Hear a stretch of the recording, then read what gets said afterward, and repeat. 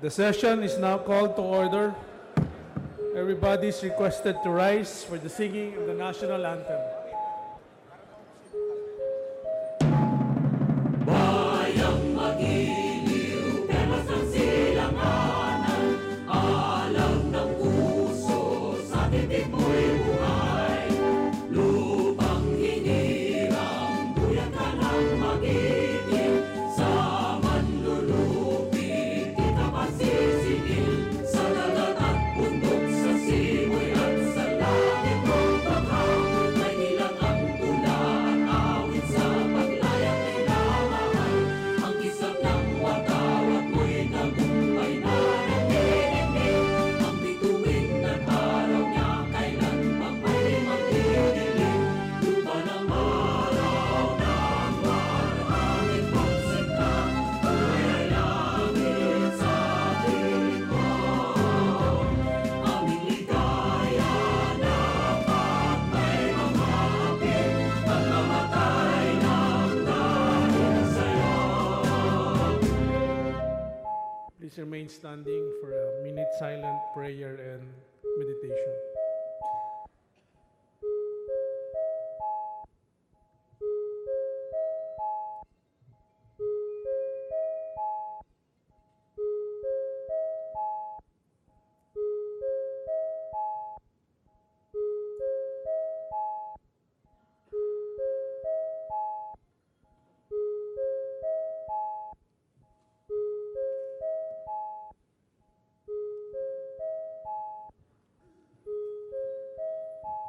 Majority Leader. Mr. Speaker, I move that we call the roll of members. Is there an objection? The chair is none. The motion is approved. Secretary is directed to call the roll of members. Roll call of members, honorable representatives. Abad, Abaya, Abayon, Abilianosa, Abu, Abueg, Acharon, Akop, Acosta, Acosta Alba, Adjong, Advincula, Agaraw, Agabaw, Aglipay Villar, Albano, Alcala, Alejano,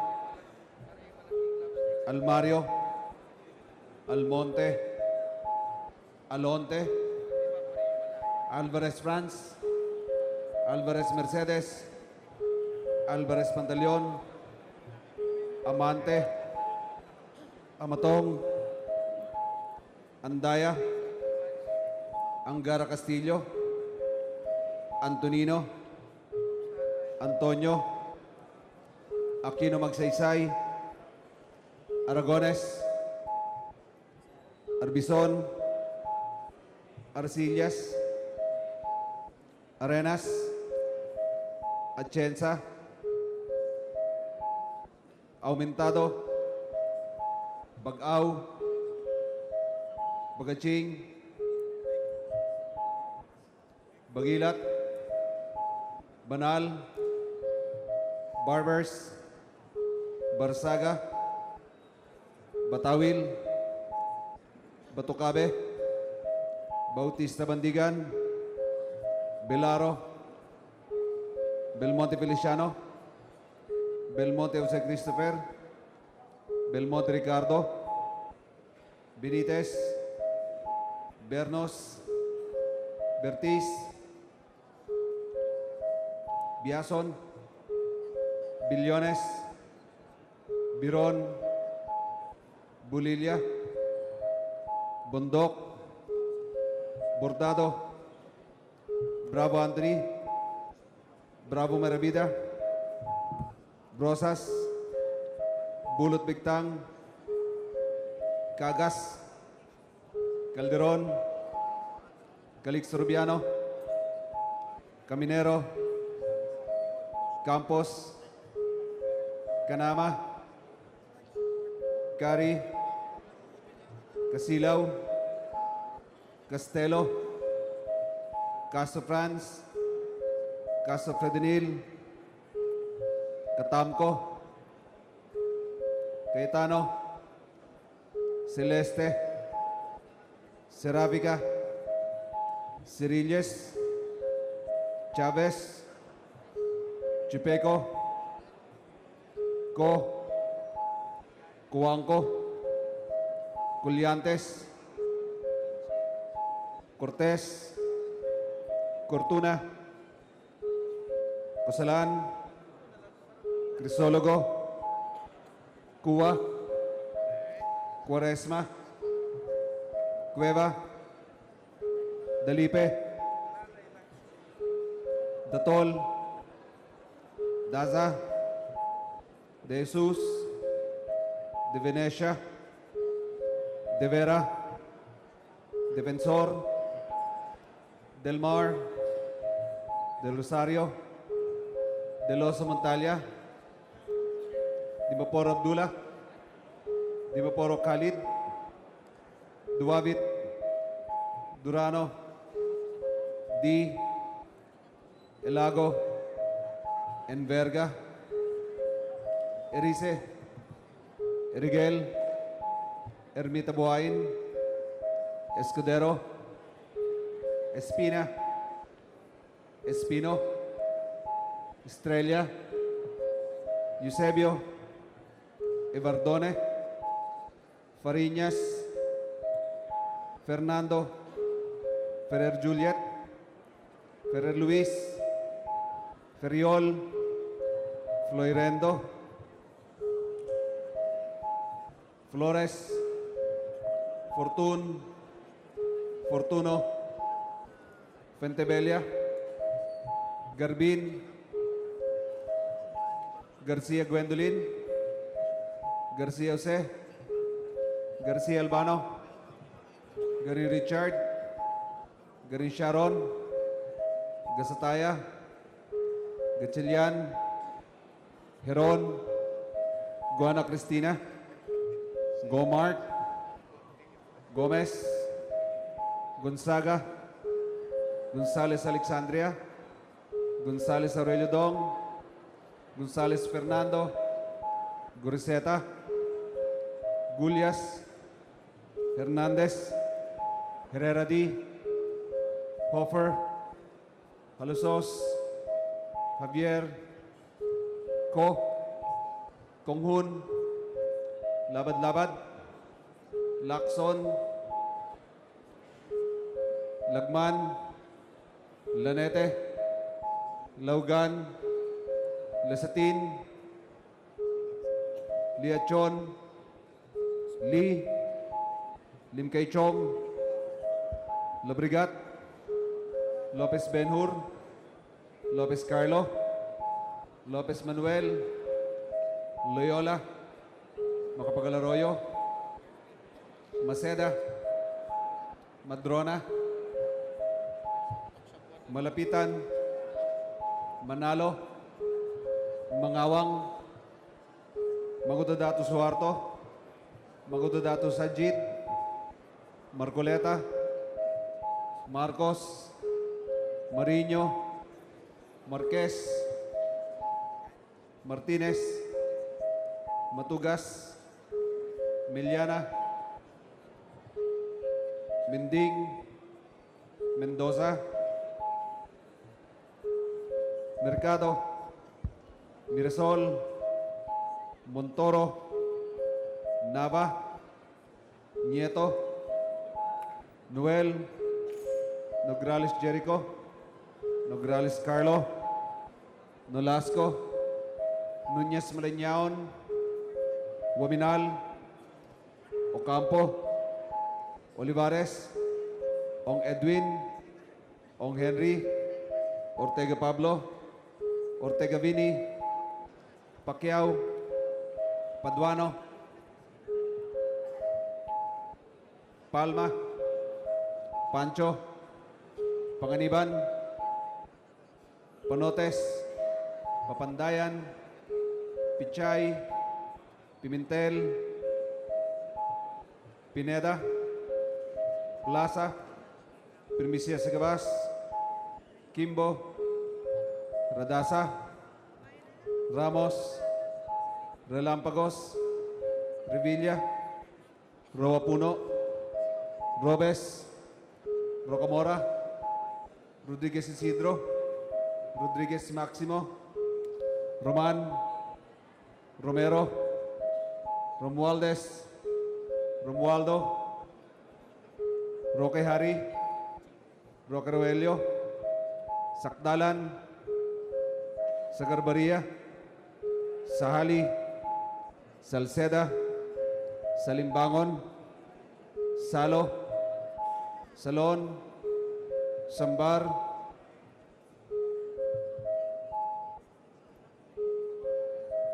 Sandoval, Santos Recto, Sarmiento Cesar, Sarmiento Edgar, Sevillano, Sema, Xiao, Silverio, Singson, Swansing Estrelita, Swansing Horacio, Suarez, Si Alvarado, Tambunting, Tan Angelina, Tan Milagrosa, Tan Cherny, Tejada, Teves, Chanco, Ting, Tiño, Tolentino, Treñas, Tugna, Tupas, Turabi Nataman, Ti, Umali, Unabia, Ungab, Unico,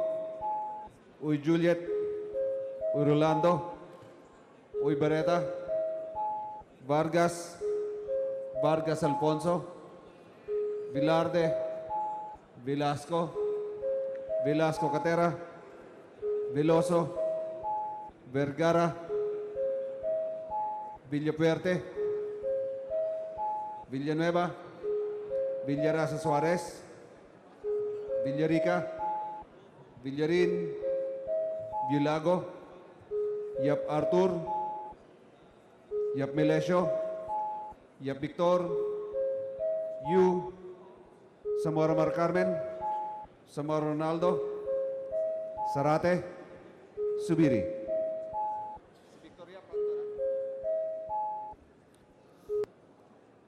Mr. Speaker, the roll call shows that 213 members responded to the call.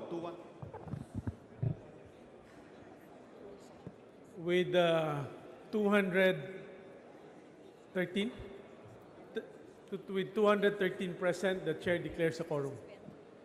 Majority Leader, Mr. Speaker, I move for the deferment of the approval of the previous session. is there any objection? The chair is none. The motion is approved. Mr. Speaker, I move that we now proceed with the reference of business and request that the Secretary General be directed to read the title of the bills and resolutions on first reading, as well as communications and committee reports. So move, Mr. Speaker. Is there any objection? The chair is none. The motion is approved.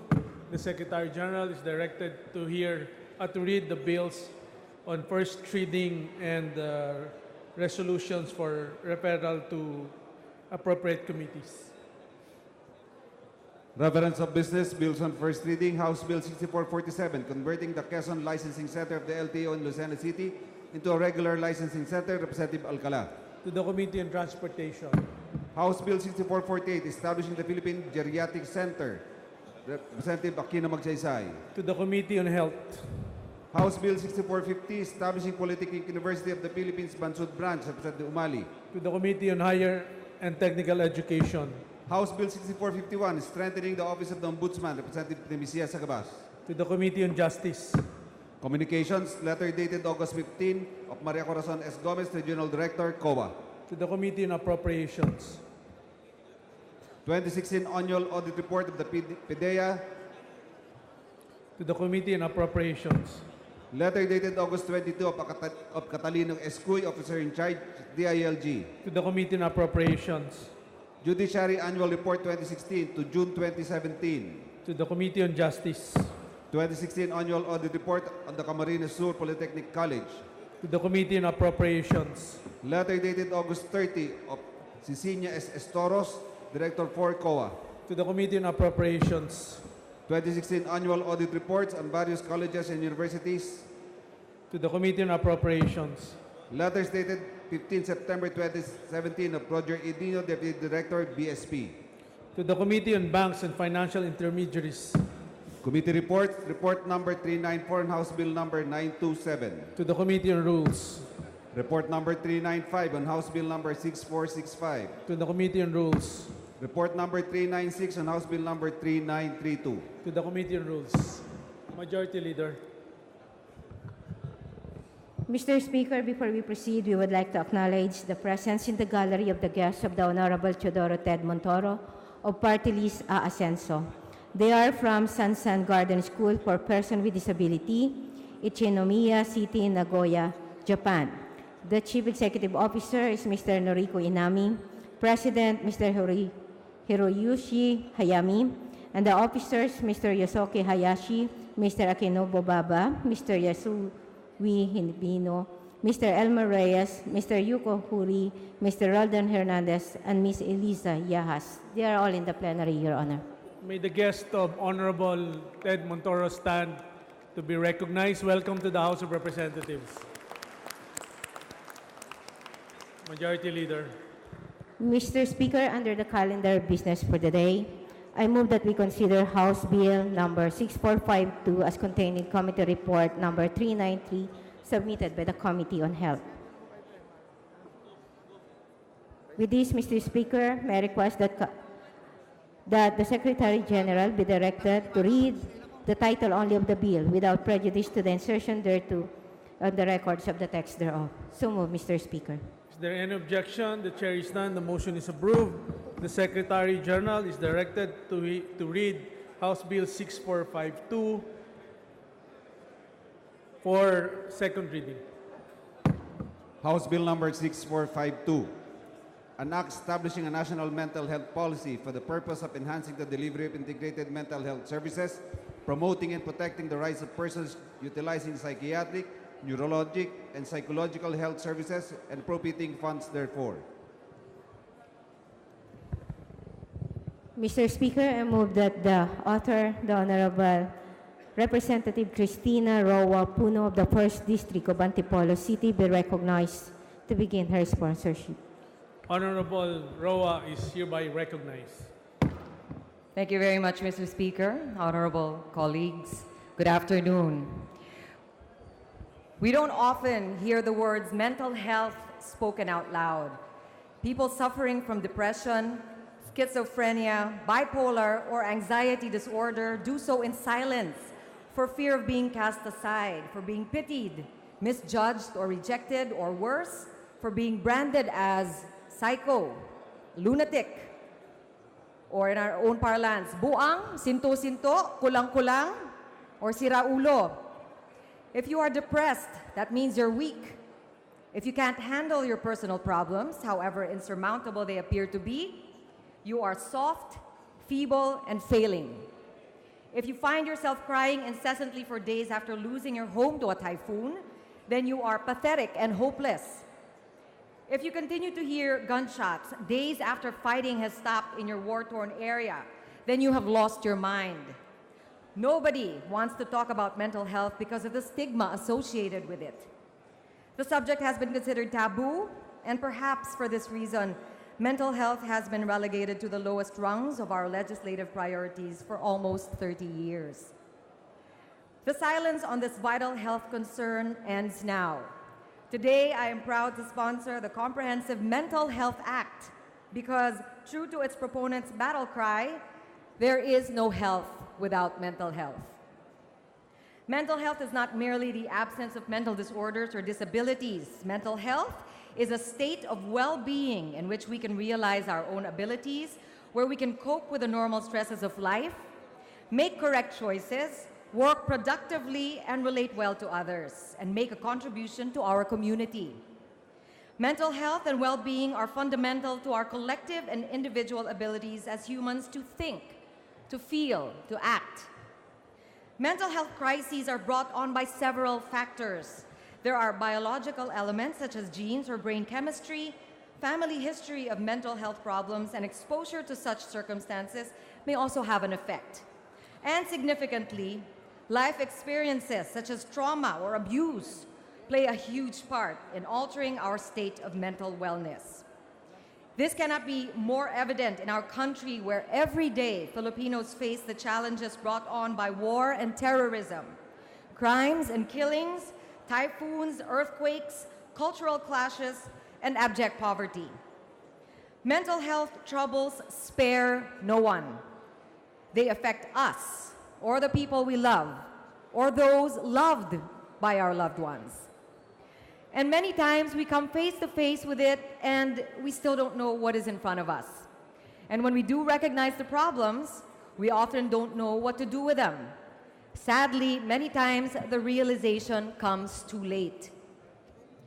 Recent events, both local and international, have once again brought to the fore the urgent need to promote mental wellness and recognize the importance of mental health intervention. The sudden death of Lincoln Park's Chester Bennington, the work-related suicide of ERC's June Villa, the undetected depression that pushed young actress Charmaine Buencamino to the brink, and of course the many lives lost in the recent Resorts World tragedy brought on by addicted gambler Jesse Carlos's psychosocial crisis. These show us what can happen when mental illness is not properly addressed. There are also many less-known individuals who have suffered through extraordinary stresses that bring about profound mental anguish. In places like war-torn Marawi, 9-year-old Amalia, who for 9 straight days heard nothing but gunshots and bomb explosions, today finds herself in tears at any sound that even faintly resembles gunfire. Stories abound of traumatized soldiers who display altered behaviors brought on by post-stress trauma. Army Corporal Rodilo Bartolome, who, while on his way home, was mistakenly shot to death by Zamboanga police, was reportedly already suffering from PTSD. In Yolanda Hitacloban, Nanay Concepcion, whose 19-year-old daughter Charmaine was washed away by the storm surge, had to leave her home and never return because, in her own words, amid the ruins and sadness, sorrow just eats you up. In places like the earthquake-struck Ormoc or the shell-shocked Davao City, so many Filipinos are struggling to cope after surviving extremely traumatic events. Indeed, many more are suffering silently and will continue to do so for as long as we turn blind eyes and deaf ears to the seriousness of our country's mental health situation. The numbers speak for themselves. A World Health Organization report in 2012 shows that the Philippines has the highest incidence of depression in ASEAN member countries, with an estimated figure of 4.5 million. In 2011, the WHO found that 16% of Filipino students aged 13 to 15 had seriously contemplated suicide in the previous year. 13% had actually attempted suicide. Of the 1.4 million Filipinos with disabilities identified in the 2010 National Census, 14%, or almost 200,000 people, had a mental disability. The WHO reports a high rate of comorbidity between mental disorders and other diseases such as HIV, cardiovascular disease, and diabetes, again underscoring the need to place equal importance on mental health in primary health care. And so with the Comprehensive Mental Health Act, we seek to integrate mental health care in the delivery of general health services to enable a nation of mentally healthy Filipinos who are able to contribute to nation building and attain a better quality of life. To achieve this, mental health services shall be delivered in all regional, provincial, and tertiary hospitals, as well as in the communities. The measure mandates local government units or LGUs to establish or upgrade hospitals and facilities with adequate and qualified personnel, equipment, and supplies to be able to provide mental health services and address psychiatric emergencies. On the community level, this requires capacity building of barangay health workers so that they are able to administer mental health first aid for anyone developing a mental health problem or experiencing a worsening of an existing mental illness or is in a mental health-related crisis. The first aid is offered until appropriate professional treatment is received or the crisis is resolved. Significantly, this bill recognizes drug dependency as a mental illness. And therefore, any person covered by the Comprehensive Dangerous Drugs Act of 2002, voluntarily or otherwise, if after examination is diagnosed with a clinical condition, shall be entitled to the same rights and privileges available to those with mental illness as provided in this act. The measure aims to increase general awareness of mental health through an aggressive information campaign. It also promotes study in both elementary and secondary education of, among other things, addressing and preventing depression, obesity, and teenage pregnancy. In higher education institutions, study of psychiatry and psychology will be emphasized, and research and development will be supported in hopes of arresting the shortages of psychiatrists, psychiatric nurses, psychologists, and social workers in the country. It is worth noting that in 2014, there were fewer than 500 certified psychiatrists in the Philippines, 91 of them already employed by the National Center for Mental Health. This means that there is less than one psychiatrist for every 150,000 Filipinos. This bill ensures protection of the rights and freedoms of persons with mental health needs, as well as those of their families, carers, and legal representatives, and rights of health professionals. Persons, mental health facilities, and mental health providers who violate any of the provisions of this measure will face penalties of 6 months to 2 years imprisonment or fines of up to 200,000 pesos. The necessary funding for the implementation of the Act will be provided initially through the budget of the Department of Health and subsequently in the General Appropriations Act. Once again, no health without mental health. This is our battle cry. For more than 30 years, mental health-related bills have tried and failed to pass legislation in this country. Today, with the President, through the LEDAC, identifying the Comprehensive Mental Health Act as among his priority legislative measures, I believe its time has finally come. I urge all of you, my colleagues, to join us in this crusade and support the passage of the Comprehensive Mental Health Act. Thank you.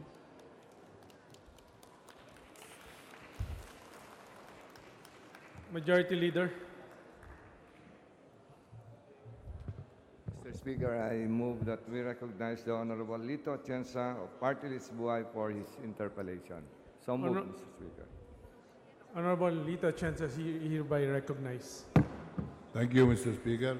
Thank you, Mr. Minority Floor Leader. And at the outset, I would like to congratulate the lady Congresswoman for her very, very timely piece of legislation. Indeed, she has enumerated the number of problems which are now magnified due to lack of accurate and comprehensive mental health law, which is very much needed.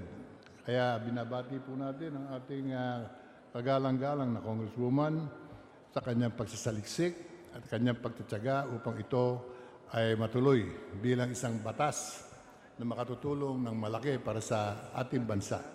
Hindi po pwedeng hindi asikasuhin ng mga kapatid nating Pilipino na mayroong konting problema na dalahin sa kanilang isipan. And for the information of everyone, I am one of those who is also doing something on my level to help alleviate the situation. I have adopted 2 mentally handicapped children in my own home. Dalawa po yung inaalagaan kung mayroong konting problema sa kaisipan. So I do understand the problem. If we do not act on it and we do not even participate, the problem will get out of hand and we will be a nation of possibly mentally retarded citizens. Isa lang po ang nais kong tanungin upang lalong makatulong tayo sa pagbuo ng isang batas na talagang makatutulong. Ito po bang inyong batas na ito ay naglalayon ng hindi lamang ng payo, kundi actual na tulong na maibibigay sa mga Pilipinong merong konting problema sa isipan? Maraming salamat sa inyong tanong, Mr. Speaker. Lahat po ng may iniindang kahit anong problema sa pag-iisip, kahit hindi po ito ay na-diagnose as formally a disease or a formal mental illness. Lahat po sila ay ang nasa isip ng mga author at ng mga sponsor ng panukalang batas na ito.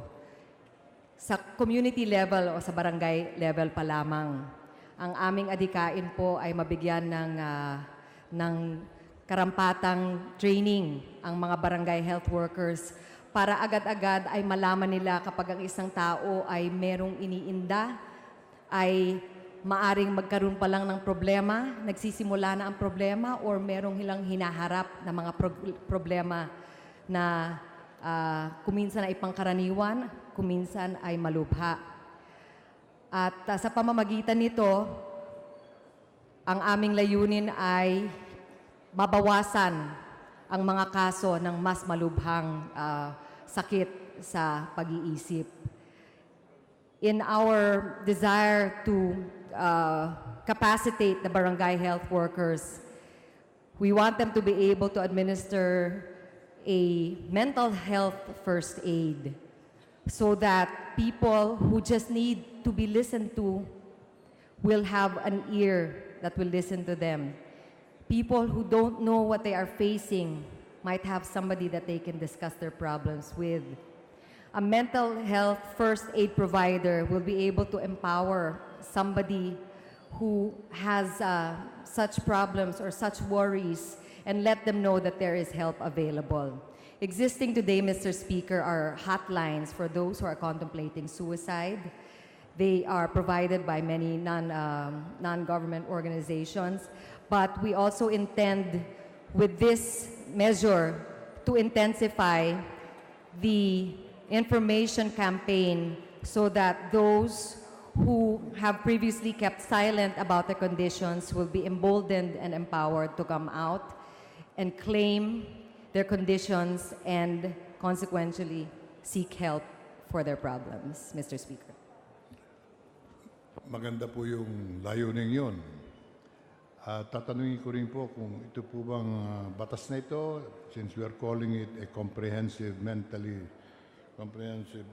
health policy for the purpose of enhancing the delivery of integrated mental health services.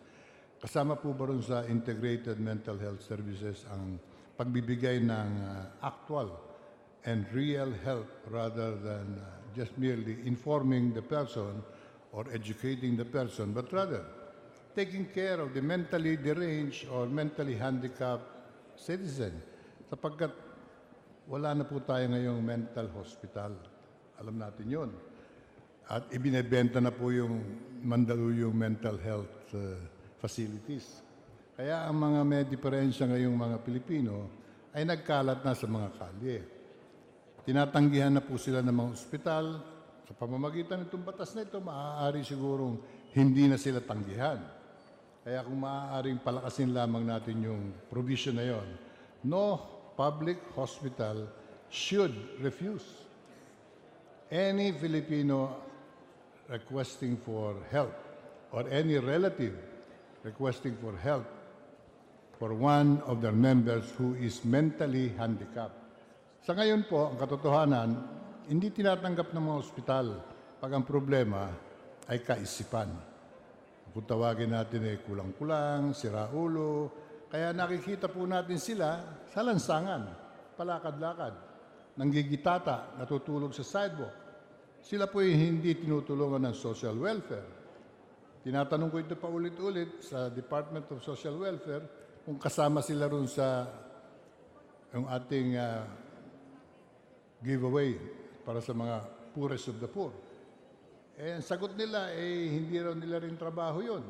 Yun daw ay sa mga mental hospital. Pag sinagot mo nang wala na po tayong mental hospital ngayon, then they refuse to take the responsibility of taking care of the problem. So let's give that particular aspect mention in this piece of legislation so that no hospital, public hospital, should be allowed to refuse a mentally handicapped citizen who's being brought by their family for help for their mental problems. Without that provision, and we will limit ourselves to information and education, hindi po magkakaroon ng improvement ang kalagayan ng maraming Pilipino. Ang estimate po nyo ay mga 200,000. Tama po yun. Imagine 200,000 Filipinos handicapped with some mental problems. Wala na pong matakbuhan yung mga yan. Wala na pong tatakbuhan yan talaga. Kaya na sinabi ko sa inyo, 2 bata ang aking inampun sa aking tahanan para meron po akong magawang positive dito sa ating pinag-uusapang ito. Kaya hindi ko maiwasan na tumulong sa inyo para maging matagumpay itong hangarin nyo. We have to really act on this problem, and you are the God-given guardian angel of the mentally handicapped children and Filipino citizens. So we might as well make it a very, very strongly worded law that will not allow the continued disregard of government institutions who refuse the problems of accepting mentally handicapped patients. Pagka ulo ang diferensya o pag-iisip, puwera na sila. So therefore, we have to make the Social Welfare Department, the Department of Health, and all local government units be concerned and be part of this piece of legislation. Then and only then will we be able that the lady Congresswoman has changed the course of the future of our country. Kung hindi po natin talaga bibigyan ng pansin itong problemang ito, baka ang iba sa kanila ay mahalal pang congressman, senator, o members of the cabinet, o maging pangulo ng bansa. Dahil hindi natin pinag-ingatan ang kanilang kalagayan. So we have to be very careful, and I also urge our colleagues, let's unite behind this piece of legislation. Ilagay lang natin yung mga naturan ko na, nasabi ko na, bigyan natin diin ang positive action that is required by this law, and not limiting ourselves to informing them that they have a problem. We have to do something about solving that problem. At karamihan dito sa mga ito ay nabibilang sa talagang tunay na mahihirap na Pilipino. Mga batang pinabayaan na sa lansangan. Mga taong wala nang kumakalinga. So it's a problem that has to be addressed, and your piece of legislation is the first piece of legislation I have encountered that addresses the problem very, very squarely. And with that, I'd like to co-sponsor it also. Because as I've said, I'm equally imbued with your passion. Congratulations, and let's do our best for our advocacy of helping people with problems like this. Maraming Thank you. salamat. Maraming salamat, Mr. Speaker. Kung pwede ko lang pong sagutin ang ilang mga punto ng ating kagalang-galang na Congressman Atienza. Sa barangay level po, doon po ina-assess kung meron ngang problema ang isa sa ating mga sinasakupan, at kapag malaman po na sila nga ay nangangailangan ng mas professional na pangangalaga, ay doon na po sila hahanapan ng professional na pangangalaga. Hindi po tumitigil sa pagpapaalam lang sa kanila na sila po ay may iniinda. Yan po ang layunin ng ating mental health first aid paradigm. At mabanggit ko na rin po, diagnosis and treatment is being done. We have trained doctors in the communities already to diagnose and to treat, although as I have mentioned, there is a desperate need for more practitioners to fill the void, because 1 for every 150,000 Filipinos needing professional care when it comes to mental health is just not a number that we should live with. Be that as it may, provincial regional hospitals are going to be mandated to provide services for their patients. And drugs will be provided now for free. I think this will also be part of the universal health care program. And with this expansion, we hope that we will also be able to create jobs and opportunities for those who are interested in pursuing or entering the field of psychology, psychiatry, and other such related fields that address mental wellness. Mr. Speaker. Majority Leader. Mr. Speaker, I move that we suspend the consideration of House Bill number 6452. So moved, Mr. Speaker. Is there any objection? The chair is none. The motion is approved. Mr. Majority Speaker, Leader. I move for a 1-minute suspension. Session suspended. Ito na. Ito muna. Ito na. Ito na muna. Ito mo yung papasok. Ito na muna.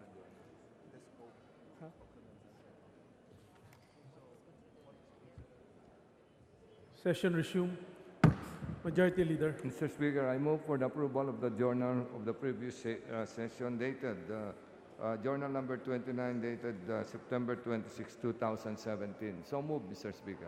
Is there any objection? The chair is none. Mr. Speaker, Honorable Lagman is recognized. may I move for a correction of the journal with respect to my explanation of vote found on page 11, Mr. Speaker. It says here, and I quote, voting in the affirmative, comma, Rep. Edsel Silagman acceded that the government needs a national budget for 2018, but expressed strong reservations on the reduced budget of the CHR, which was yet to be restored, period. May I move, Mr. Speaker, that the phrase yet to be should be deleted, and in lieu thereof, the words not fully should be inserted, so much so that the phrase would read, on the strong reservations on the reduced budget of the CHR, which was not fully restored. Majority Leader. We have no objections, Mr. Speaker. Necessary correction will have to be done. Majority Leader. Mr. Speaker, I move that we proceed with the reference of, with additional, with the, I move that we, for the approval of the journal as corrected, Mr. Speaker. Is there any objection? The chair is none. The motion is approved. Majority Leader. Mr. Speaker, I move that we take up additional reference of business and request that the Secretary General be directed to read the titles of bills and resolutions on first reading, as well as communications and committee reports on the additional reference of business, Mr. Speaker. So moved. Is there any objection? The chair is none. The motion is approved. The Secretary is directed to read the bills, resolutions, messages, House and communications for first reading and referral to respective committees. Additional reference of business, bills on first reading, House Bill 6453, strengthening the vital role of information and communications technology, Representative Yap Victor. To the Committee on Housing and Urban Development. House Bill number 6454, establishing social pension fund for senior citizens, Representative Castello. To the Committee on Population and Family Relations. House Bill number 6455, providing for speedy processing of the registration of imported motor vehicles, Representatives Alvarez and Sarmiento. To the Committee on Transportation. House Bill number 6456, amending Public Act number 10084, Representative Villarin. To the Committee on Government Enterprises and Privatization. House Bill number 6457, authorizing the local social welfare and development officer to order the granting of support to an acknowledged child of a parent, Representative Gatchalian. To the Committee on Social Services. House Bill number 6458, to increase agricultural production, promote rural development, and develop water conservation techniques, Representative Sharon Garin. To the Committee on Agriculture and Food. House Bill number 6459, mandating the government to provide access to information on food and other basic commodities, Representative Sharon Garin. To the Committee on Agriculture and Food and Special Committee on Food Security. House Bill number 6460, strengthening the implementation of the National Organic Agricultural Program, Representative Sharon Garin. To the Committee on Agriculture and Food. House Bill 6461, exempting overseas Filipino workers from the continuing professional development requirement, Representative Batocabe, Garbin and Co. To the Committee on Civil Service and Professional Regulation. House Bill number 6462, prohibiting the sale of tobacco products and objects in the form of cigarettes, cigars, tobacco, and similar tobacco products, Representative Silverio. To the Committee on Health and the Committee on Trade and Industry. House Bill number 6463, prohibiting national government agencies from requiring the submission of a Philippine Statistics Authority certified birth certificate, Representative Silverio. To the Committee on Population and Family Relations. House Bill number 6464, prohibiting the merchandising stores and service establishments from charging more than the cash retail prices of goods, Representative Silverio. To the Committee on Trade and Industry. House Bill number 6466, requiring bank directors and officers to undergo training on banking and good governance, Representatives Acosta Alba. To the Committee on Banks and Financial Intermediaries. House Bill number 6467, recognizing transport network companies and transport network vehicle services, Representative Villaferte. To the Committee on Transportation. House Bill number 6468, providing for the public disclosure of prices of drugs and procedures by hospitals, Representative Vargas. To the Committee on Health. House Bill number 6469, authorizing the Department of Health to set and approve the bed capacity of its retained hospitals, Representative Vargas. To the Committee on Health. House Bill number 6470, creating an additional branch of the RTC and additional branch of the MTC in the National Capital Judicial Region, Representative Vargas. To the Committee on Justice. House Bill number 6471, providing a system of extending non-collateral, low-interest loans to graduates of any course offered by the TESDA, Representative Vargas. To the Committee on Overseas Workers Affairs. House Bill number 6470, converting barangays Dumabel, San Leonardo, Pinaripad Norte, Pinaripad Sur, in the municipality of Aglipay, Quirino, into the Freeport area of Quirino, Representative Cuba. To the Committee on Trade and Industry and Committee on Economic Affairs. House Bill number 6473, prohibiting hazing and regulating other forms of initiation rights, Representative Sarmiento, Edgar Mary. To the Committee on Justice. House Bill number 6474, providing for a labor empowerment assistance program, Representative Mendoza. To the Committee on Labor and Employment. House Bill number 6475, providing for the basic law for the Bangsamoro and abolishing the autonomous region in Muslim Mindanao, Representatives Alvarez, Fariñas, Suarez, Sema, Sahali, Papanday, and several others. To the Committee on Local Government, the Committee on Muslim Affairs, and Special Committee on Peace, Reconciliation, and Unity. Messages from the Senate, message dated September 21, informing the House that the Senate on September 20 designated Senators Juan Miguel Subiri, Win Gatchalian, Cynthia Villar, Sani Angar, and Paulo Benigno Bamaquino, the fourth as conferees of the Bicameral Conference Committee on the disagreeing provisions of Senate Bill 1466 and House Bill number 6016. To the Committee on Rules. Message dated September 25, informing the House that the Senate even date passed Senate Bill number 1461. To the Committee on Energy. Majority Leader. Mr. Speaker, I move that we now adjourn session until tomorrow, October 2, Monday, at 4 p.m. Session adjourned until 4 o'clock, Monday, October 2. October 2, 2018.